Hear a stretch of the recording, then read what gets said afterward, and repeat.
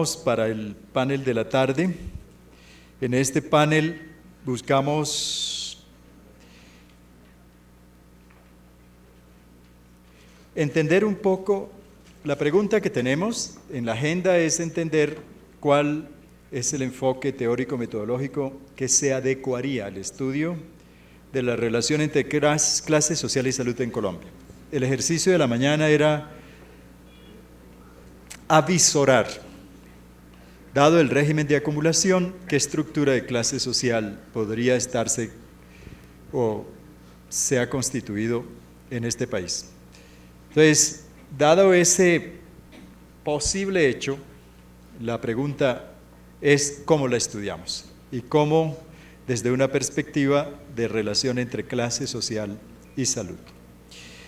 Para avanzar en esa dirección, hemos invitado a 3 conferencistas, entre ellos el profesor Óscar Fresneda, aquí está con nosotros, el profesor Carla Montaner, que también está, el profesor Jaime Breil, que no estará con nosotros directamente, aspiramos que se conecte, está en Quito, prometió hacer una videoconferencia, pero todavía no tenemos el enlace con él.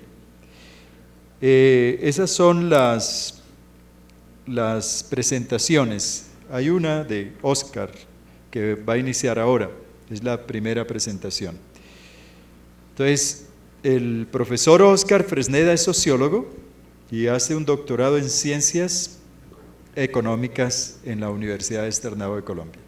A él lo conocemos hace rato, ha trabajado este tema de la estructura de clases, estuvo con nosotros en el pasado seminario del Observatorio Nacional de Salud y pues ha sido parte del equipo que ha organizado este seminario, tanto a través del instituto como de la Red de Clase Social y Salud, que pues estamos en proceso de constitución o de trabajo a nivel latinoamericano.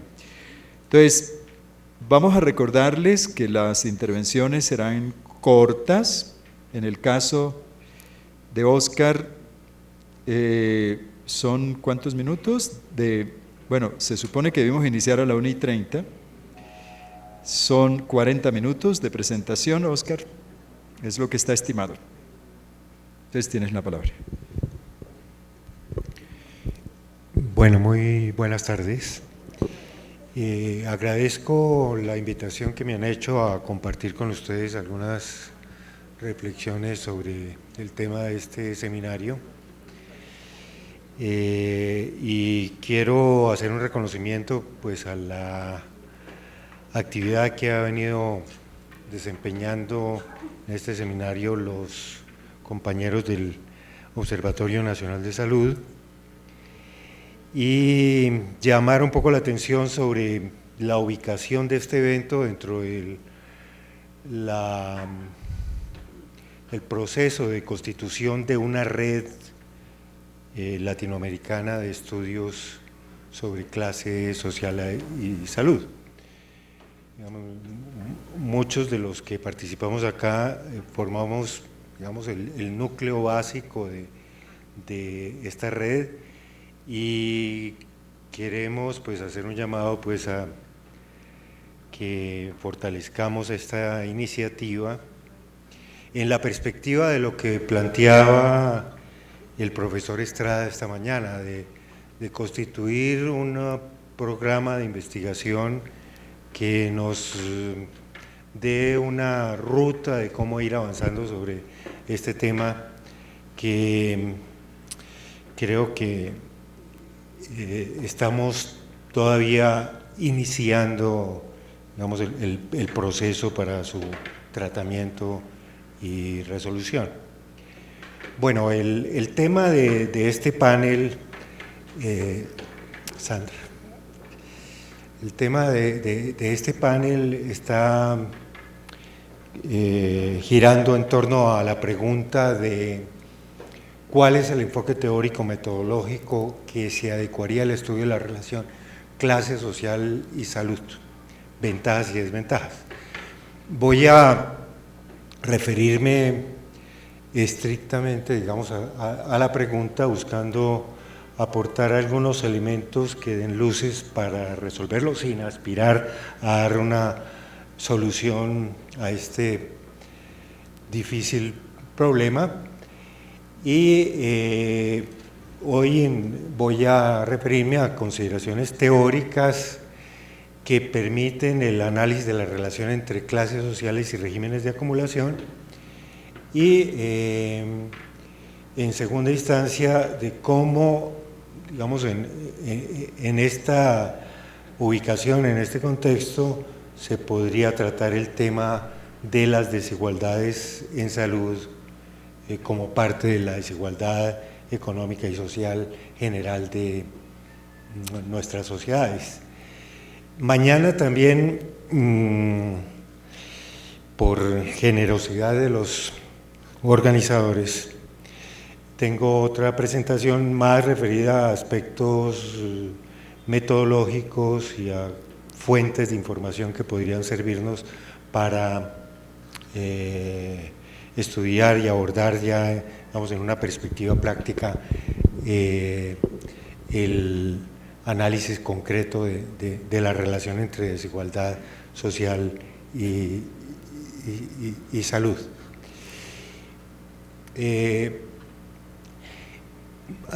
Quisiera advertir que ya en el seminario que hicimos en diciembre, en este mismo establecimiento, pues ya había hecho yo unas presentaciones, vamos, que trataban estos temas de orientaciones teóricas para el análisis de las desigualdades económicas y sociales con un enfoque de clases sociales y los aspectos metodológicos para el análisis de la clase social. Lo que voy a hacer en esta presentación y la de mañana es un poco profundizar en algunos aspectos y centrarme en torno, digamos, a los temas propuestos, digamos, por la agenda que están propuestos y expresados en la agenda del seminario. Entonces, iniciamos con las consideraciones teóricas que de alguna manera se encuadran en lo planteado en la mañana, especialmente por el profesor Estrada, que hizo referencia a estos aspectos de cómo enfocar teóricamente el problema de la relación entre clases sociales y regímenes de acumulación. Nos dio una serie, digamos, de orientaciones muy pertinentes y que dejan mucho tema de reflexión. Y al terminar nuestra sesión de la mañana, el profesor Mario Hernández planteó en forma provocadora, diría yo, una serie de temas que voy a hacer referencia en esta presentación. Para empezar,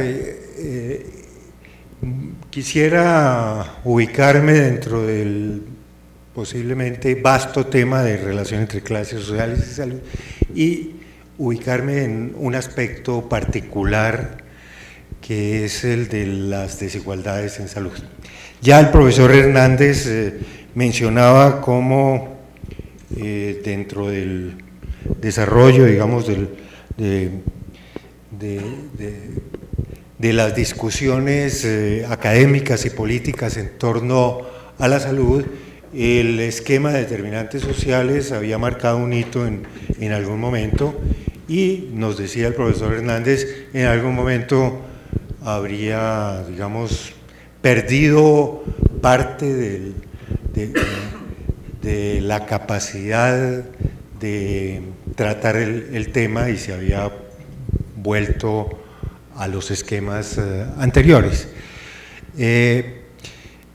Yo me ubico, digamos, dentro de lo que fue el esquema original de determinantes sociales de salud, me parece que si bien es un esquema para ciertos propósitos demasiado estrecho, sigue conservando elementos que es necesario rescatar. El estudio de las determinaciones sociales en salud, que es muy rico y que plantea nuevas formas de entender la relación entre salud y sociedad, creo que no compite necesariamente con el esquema de determinantes sociales de salud, donde se busca, sí, mirar cuáles son los factores intermedios, estructurales, inmediatos, que llevan a una explicación, inclusive causal, de las desigualdades en salud. Esos aspectos creo que se pueden mantener inclusive dentro de una visión de determinación social de salud. Entonces, el tema de la relación entre clases sociales y salud lo ubico en este contexto del modelo de determinantes sociales de salud, donde la clase social, digamos, por lo menos en algunas de las variantes que hay dentro de este modelo, la clase social juega un papel activo y decisivo para la explicación de las clases sociales, como veremos más adelante. Y en este esquema se asume que las desigualdades en salud se reproducen y perpetúan a través de diferentes expresiones de la posición social, que no es únicamente la clase social, pero que es, digamos, una de sus expresiones más importantes para la explicación de las desigualdades. Como planteamos en la reunión de diciembre, el modelo conceptual, teórico, digamos, en el que podemos interrelacionar el régimen de acumulación, la estructura de clases sociales y relacionarlo con la desigualdad, podría quedar expresado en este esquema que está proyectado, donde es el régimen de acumulación. Ya miraremos, digamos, en qué forma lo estoy entendiendo, que es el marco en el cual surgen y se explican las clases sociales, y en conjunto esos aspectos estructurales, institucionales que conforman el régimen de acumulación y los modos de regulación explican las desigualdades sociales junto a la forma como está constituida y cómo se expresan las mismas clases. Aquí esta flecha en doble sentido significa que las clases que son determinadas por las formas que asume el capitalismo en contextos históricos particulares, esas clases sociales son al mismo tiempo actores, actores colectivos que llevan a establecer las características del régimen de acumulación. Es decir, al mismo tiempo las clases sociales son un efecto de ese régimen de acumulación y son un elemento que explica en su acción política especialmente cómo se conforma el régimen de acumulación. Aquí, digamos, estamos tomando en cuenta, vamos, la forma como inciden en las desigualdades tanto las estructuras, llamémosle, instituciones que caracterizan la economía capitalista en un momento histórico determinado, y la acción social de unos actores colectivos destacados que son las clases sociales. Entonces, bueno, este es un poco, digamos, muy esquemáticamente cuál es el modelo que está propuesto, digamos, para estudiar esta relación, y voy a referirme en lo que sigue de la presentación un poco cómo entender estas relaciones. Entonces, iniciamos con lo que tiene que ver con el régimen de acumulación, y aquí me baso un poco en lo que por régimen de acumulación entiende la Escuela de la Regulación francesa, cuyos representantes más destacados son Robert Boyer y Aglietta, pero pues es una, digamos, una escuela de pensamiento más que, llamémoslo así, una doctrina terminada en torno al estudio de las distintas formas que ha asumido el capitalismo históricamente y a través de distintas expresiones. No es la misma definición que a la que se refería el profesor Hernández en su intervención esta mañana. Él entendía el régimen de acumulación más como una forma global de capitalismo dentro del cual se movían los distintos países. Estoy más del lado de lo que planteaba el profesor Misas en su intervención inicial, que hacía referencia al régimen de acumulación como una forma particular que asumía el capitalismo en un país como Colombia. En la tradición pues, de la escuela regulacionista, los regímenes de acumulación se plasman en sociedades nacionales, y siempre en los análisis que se hacen de los regímenes de acumulación hay relaciones internacionales que también se toman en cuenta. Hay un régimen internacional que no es exactamente lo mismo que el régimen de acumulación. Entonces, por ejemplo, existe un régimen de acumulación, el más notable de todos dentro de esta tradición de pensamiento, el régimen de acumulación fordista, que surgió al finalizar la Segunda Guerra Mundial y se prolongó por los 30 años siguientes, que fue propio de los países del capitalismo central, con algunas variaciones entre ellos, pero en los países periféricos dependientes, digamos, había regímenes de acumulación distintos. El profesor Misas nos mencionaba el régimen de sustitución de importaciones, que correspondió con más o menos el periodo del régimen fordista en los países del capitalismo avanzado. Bueno, el régimen de acumulación pues hace referencia a la forma concreta que asume la economía capitalista en los distintos países.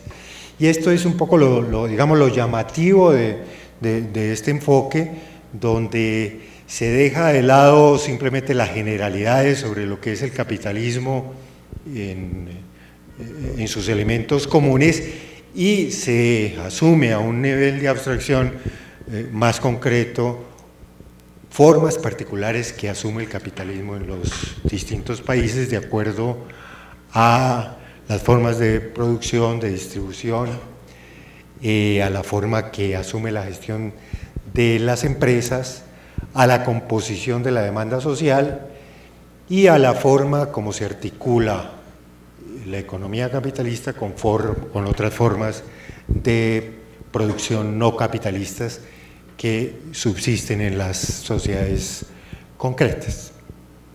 Como derivación de esto podríamos decir las estructuras de clase, que están basadas en relaciones de producción propias de los regímenes de acumulación ubicados dentro del del capitalismo varían con las articulaciones que adoptan los distintos elementos que entran en juego en el régimen de acumulación. Es decir, no hay una única e invariable estructura de clases, sino dependiendo de las formas que tiene el capitalismo en sus regímenes de acumulación, se obtiene una particular forma de estructura de clases. Hay, pues, digamos, variaciones y en este enfoque la identificación y explicación de la estructura de clases asumida pasa por mirar cómo son las características del régimen de acumulación dentro de un contexto internacional, pero dando prelación, como lo hacía el profesor Misas, a los aspectos, entre comillas, nacionales.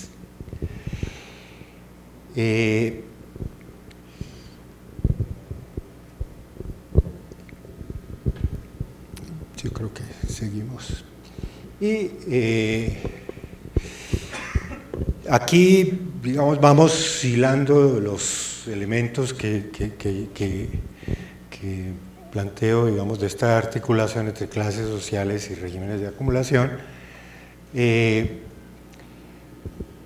que dentro del régimen de los regímenes de acumulación hay articulación de distintos modos de producción, el capitalismo y distintas formas precapitalistas que subsisten con mayor fuerza en nuestros países del capitalismo dependiente. Pero además hay, digamos, otras formas de producción y trabajo que, independientemente de los modos de producción, coexisten en el contexto social estudiado y que dan lugar también a clases sociales. Es el caso de la pequeña burguesía, bueno, ya miraremos un poco, digamos, cómo entender esta categoría, y del campesinado, que en realidad no provienen de modos de producción específicos, sino corresponden a formas productivas que han estado insertas en distintos modos de producción a través de la historia.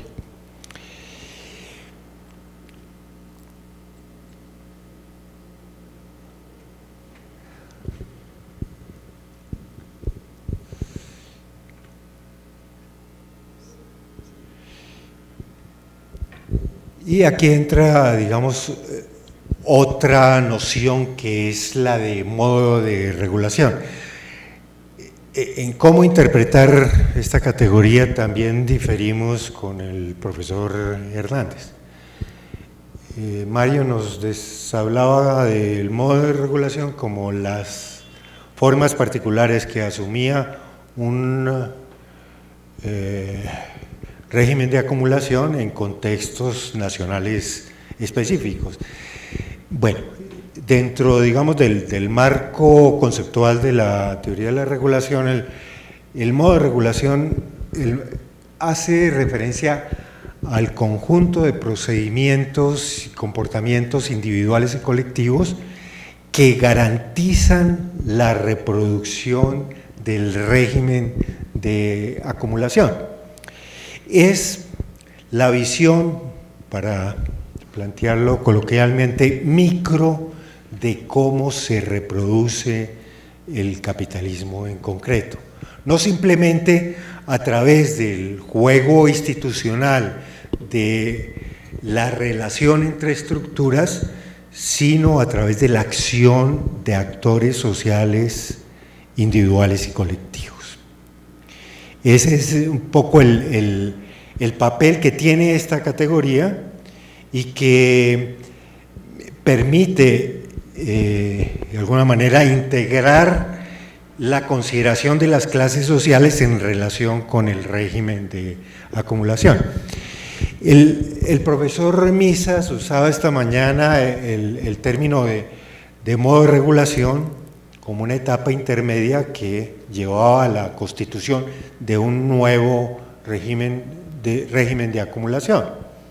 Entonces, lo que planteaba era, a través del cambio de los procedimientos, comportamientos, reglas, formas de acción concreta de los actores sociales, se constituye un nuevo régimen de acumulación.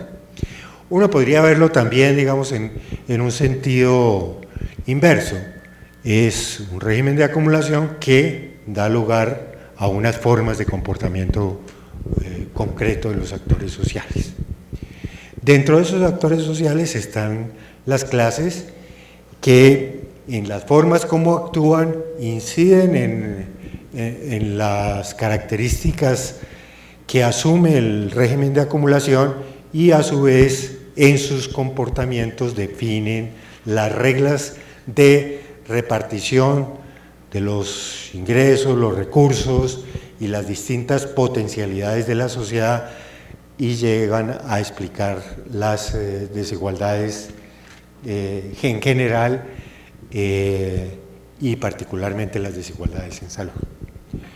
Entonces el concepto de clase social articula un poco lo que es el enfoque estructural, depende de las características de fondo estructurales de la economía, digamos, en una concepción amplia de economía, donde esta versión, digamos, de la escuela regulacionista incluye, por ejemplo, dentro del estudio de la economía y de los regímenes de acumulación, las formas de Estado. Es decir, no hay una separación como lo hace la economía estándar entre lo que es la política, la economía y los aspectos sociales. Y hay polémica al interior de la escuela en la forma de entender, digamos, integradamente la sociedad y no simplemente fraccionada la economía como una instancia separada de otras como la política, la cultural, etc.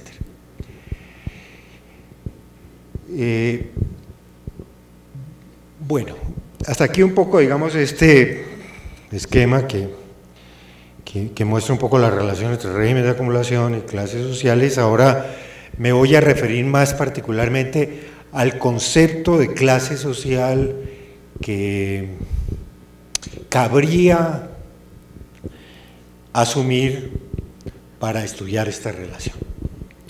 Bueno, la literatura sobre clases sociales es inmensa, casi que uno diría, cada autor tiene una concepción particular sobre clases sociales. No voy a referirme a las distintas escuelas y formas de entender las clases sociales, pero uno podría decir, siguiendo también algunas de las presentaciones más comunes de los manuales que tratan este tema, que las clases sociales se entienden genéricamente como grupos que dan cuenta de divisiones o fraccionamientos destacados al interior de la sociedad y que se diferencian de los distintos grupos entre ellos y que les otorgan potencialidades particulares en su vida y les permiten compartir un conjunto de formas de ser, de pensar y de actuar. Esta es, llamémoslo así, la visión general de clases sociales, y sobre esta formulación genérica pues hay distintos significados, no solo en el lenguaje común, sino también en el lenguaje académico y, digamos, más especializado. Cuando miramos, tratamos de ver la relación entre regímenes de acumulación y clases sociales, en su relación con la desigualdad. De partida, podríamos decir que el enfoque conceptual pertinente se acerca o es más adecuado el enfoque de las posiciones marxistas y neomarxistas. Este enfoque, y aquí también quiero hacer precisiones sobre lo que se planteó esta mañana, distingue en primera instancia las clases sociales en su sentido objetivo, según la ubicación de los trabajadores dentro de las relaciones sociales que tienen lugar en el proceso de producción, expresadas ellas en la propiedad y control de los medios y la forma como tiene este proceso, y dentro de las sociedades contemporáneas entre los asalariados por la calificación laboral y la autoridad que tienen el trabajo. Esta visión, digamos, de clase social trata, digamos, aspectos centrales de lo que forma parte de los regímenes de acumulación, especialmente las relaciones laborales, la forma como están distribuidas las riquezas y los ingresos, la articulación entre los distintos modos de producción que subsisten en las formaciones sociales concretas. Y la escuela de la regulación recoge alguna parte, digamos, de la tradición marxista del modo de producción, y podríamos decir, este es digamos, el enfoque más adecuado, así lo considero, para mirar esta relación entre regímenes de acumulación y clases sociales.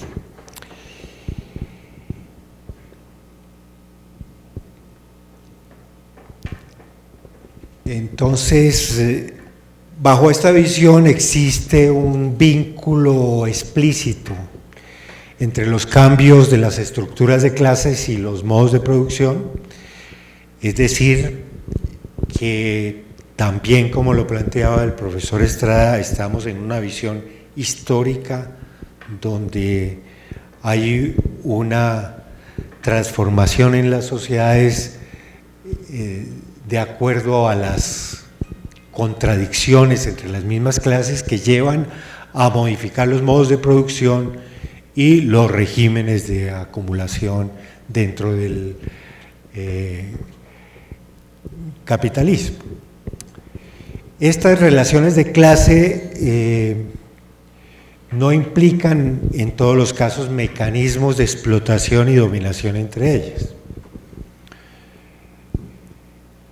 Aquí estoy haciendo referencia un poco a los trabajos de Eric Wright, donde él, en su explicación de las clases sociales, pone como condición necesaria del aparecimiento de una clase social el formar parte de modos de producción como clases polares entre las que existen relaciones de explotación.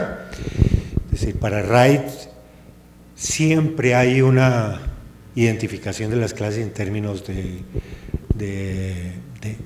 explotación. Creo que esta es una, digamos, de las dificultades que el mismo Wright no logra superar y que llevan a su visión más actualizada de considerar que su enfoque neomarxista no da cuenta, digamos, de las transformaciones que han tenido las clases sociales en las sociedades contemporáneas. Ya hice mención del caso, digamos, de las clases sociales como el campesinado, la pequeña burguesía, que en realidad… 4 minutos. Bueno, Entonces, simplemente voy a hacer un recuento rápido de lo que sigue. Hay algunas, digamos, de las características de lo que es un concepto de clases sociales que es importante, digamos, para entender esta relación entre clases sociales y regímenes de acumulación. Hay dos formas de entender las clases, como desde el punto de vista objetivo de su ubicación en las relaciones de producción, y desde el punto de vista de su recorrido histórico y su constitución como actor social con conciencia que lucha por sus intereses. Es la clásica separación entre clase en sí y clase para sí. Para los propósitos del análisis de la desigualdad, en realidad lo que se privilegia, no quiere decir que no se vean otras cosas, es el análisis de la clase en sí, de acuerdo a su ubicación en relaciones objetivas desde el punto de vista de las relaciones de producción. También en la concepción de clases sociales hay que tener en cuenta que pueden verse en esta delimitación objetiva a partir de relaciones de producción o a través de las representaciones sociales, que, como dice Pierre Bourdieu, las representaciones sociales son parte de la realidad y son cuestiones que hay que tener en cuenta. Entonces él nos habla de las clases en el papel, de las clases elaboradas a partir de procedimientos, entre comillas, científicos, y del estudio de las clases sociales como representaciones sociales. No siempre hay coincidencia entre estos dos elementos y es importante tener en cuenta la diferenciación entre ellos. Ya para terminar, pasemos, quisiera simplemente hacer algunas referencias generales a la forma del análisis de las desigualdades con el enfoque de clases sociales.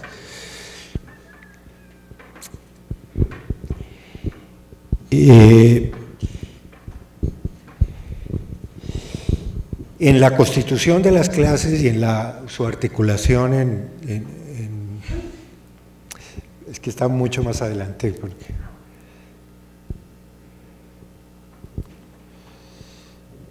Sí. Bueno, a esto también voy a hacer alguna referencia rápida. Wright, además de la anterior,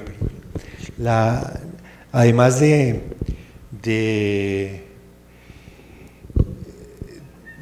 los elementos que significan la delimitación de clases sociales a partir de ubicación en relaciones de producción, nos habla de complejidades, es decir, de algunos elementos adicionales que también es importante tener en cuenta en la delimitación de las clases sociales.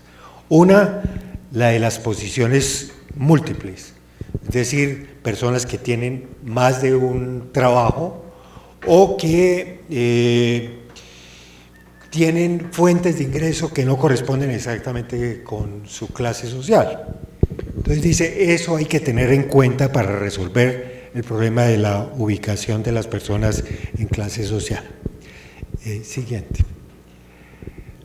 La otra es el de las posiciones mediatas de clase, que también es, llamémoslo así, un elemento adicional de las relaciones de producción, que es, por ejemplo, y el caso más notable, el de la ubicación de una ama de casa que no tiene un trabajo asalariado dentro de la estructura de clases. Entonces, su ubicación en clases sociales no se hace directamente por su relación con el trabajo, sino por digamos, su ubicación en una familia concreta. Y las posiciones temporales, que es el tránsito por distintas posiciones de clase a través, digamos, del ciclo de vida de las personas. Entonces, estos elementos que plantea Wright nos muestran un poco la inclusión de otros factores, llamémoslo así, extralaborales que inciden en la clase social. Y ya para terminar un poco cómo el análisis de la desigualdad y un cuadrito que hay por ahí adelante más. Bueno, la desigualdad, el análisis de la desigualdad es un fenómeno de largo plazo, como lo muestran distintos autores. O sea, no es un problema de coyuntura, como nos quieren hacer entender los análisis econométricos normales. Está anclado, digamos, en las tradiciones y en las estructuras sociales que se reproducen a través del tiempo. Y ya para terminar quisiera un poco presentar un esquema de cómo el analizar, sigue,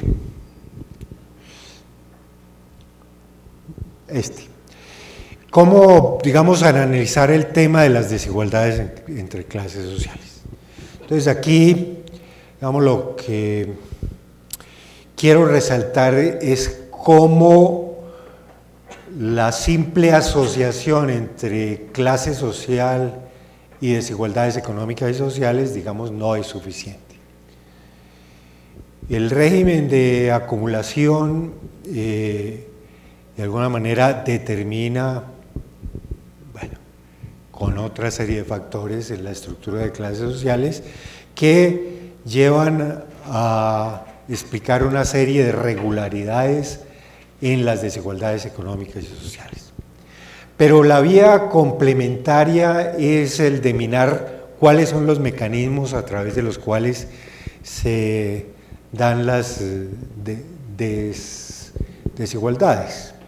Nuevamente es la complementariedad entre un enfoque más de tipo estructural, que mira correspondencia entre unas jerarquías al interior de la sociedad y unos resultados en términos de condiciones de vida, apropiación de ingresos, etc.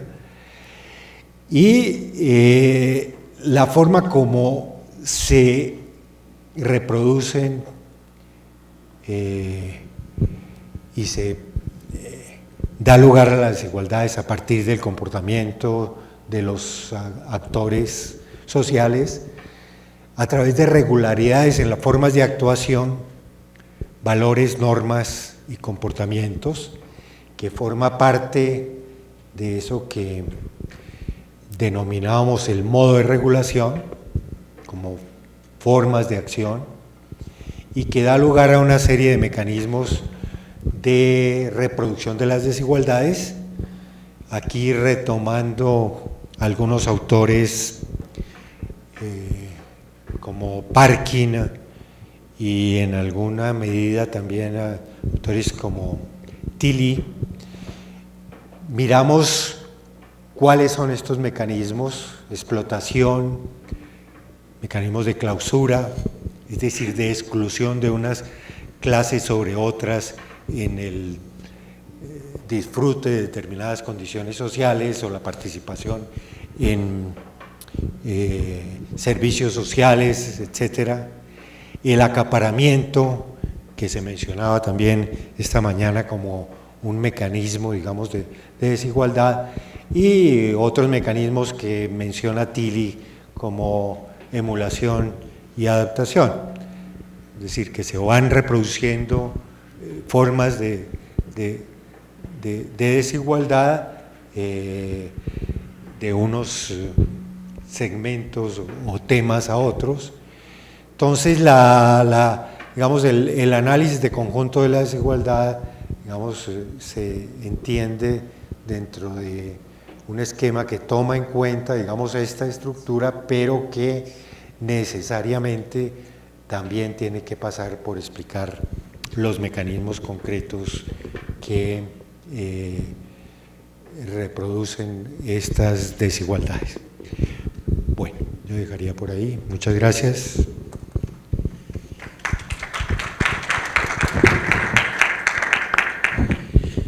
Bueno, ¿alguna pregunta para el profesor Óscar Fresneda?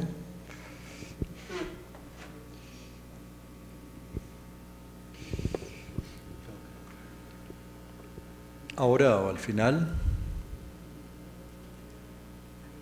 A ver, Juan Carlos. Tengo dos preguntas. Perdón. La primera es que cuando usted dice que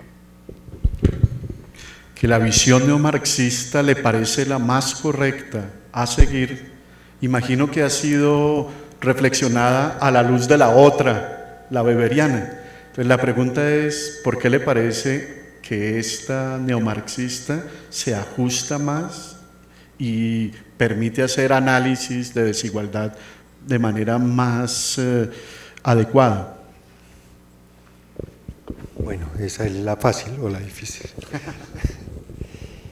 Bueno, estaba un poco en la presentación. Bueno, hay múltiples, digamos, concepciones sobre clases sociales. Hay un libro de Wright, precisamente, que tuvo su origen en un seminario sobre distintas posiciones de clase social. Y uno decía, bueno, está la marxista, está la weberiana, neoweberiana, está la durkheimiana, está la de Bourdieu, la neorricardiana. Bueno, hay muchas formas de entender las clases sociales. Uno diría, bueno, la concepción marxista y neomarxista es una concepción relacional de clases sociales, como lo plantea Wright, recuperando, digamos, la tradición del pensamiento marxista clásico desde Marx y Engels en adelante. Pero, ¿por qué no la weberiana, que también recoge una posición relacional de clases sociales?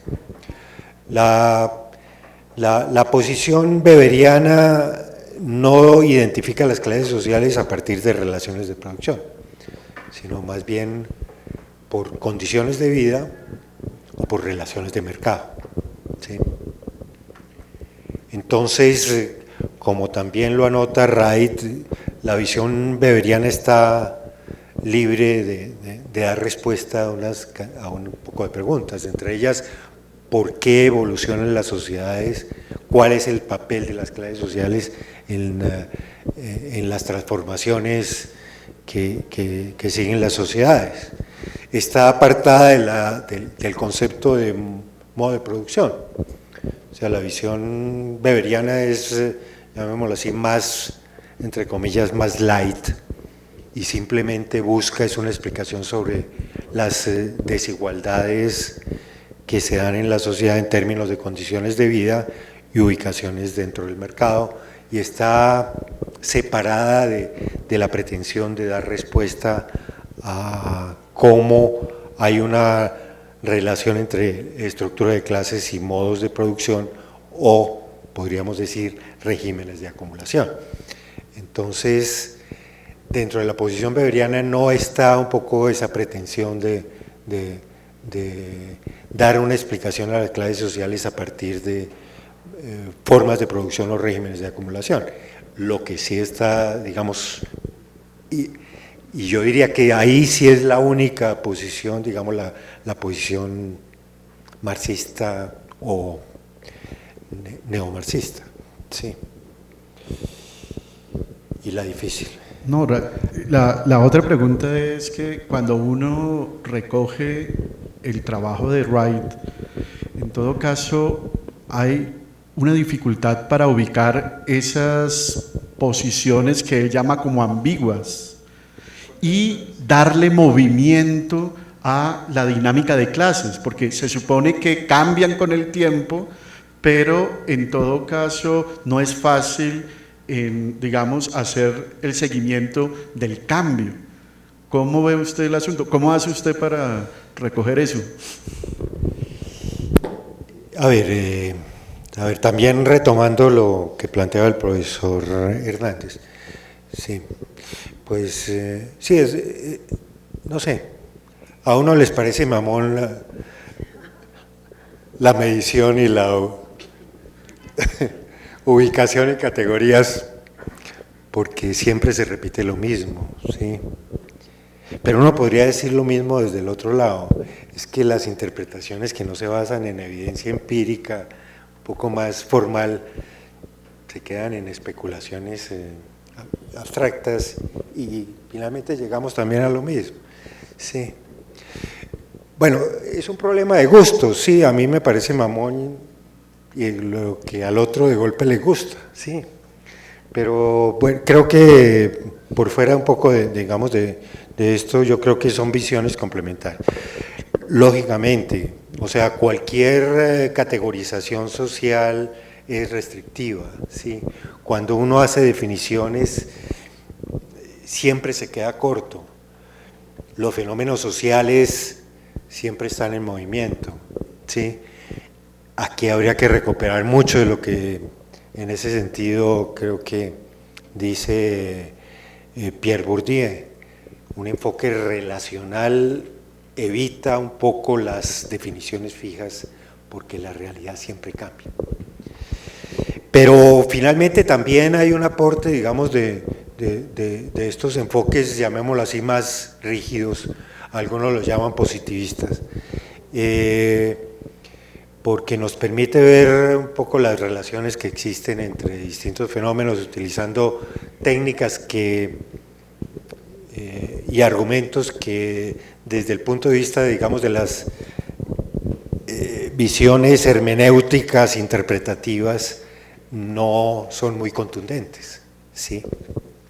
Entonces, bueno, nuevamente, cualitativo, cuantitativo, yo creo que ya, digamos, la polémica ha avanzado suficiente para decir ni lo uno ni lo otro, es mejor las dos en su conjunto. Entonces, bueno, por ejemplo, mañana les voy a presentar un poco eso que mencionaba el profesor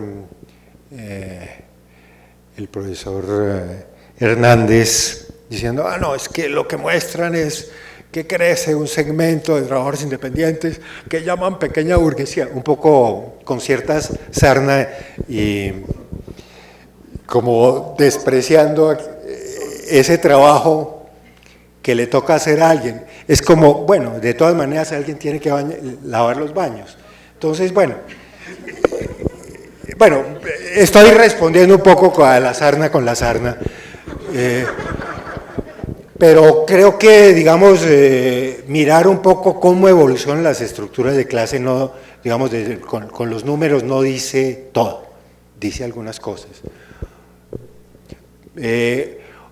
Hoy los profesores Misas y Estrada pues hacían algunas reflexiones muy interesantes, pero les faltaba una visión de conjunto, ¿sí? Cuando le preguntan a Misas, bueno, ¿cómo es la estructura de clases? Pues, bueno, Hernández decía, se resbaló, pero creo que se resbalaron ambos, porque Estrada tampoco nos dijo cómo era la estructura de clases, ¿sí?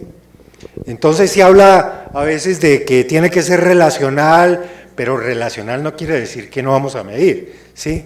Ni quiere decir que es simplemente hermenéutico o interpretativo, sino se debe basar en muchas cosas. Entonces, sí, la medición y en términos de un concepto tan complejo y tan rico como el de clase social, siempre se va a quedar corta.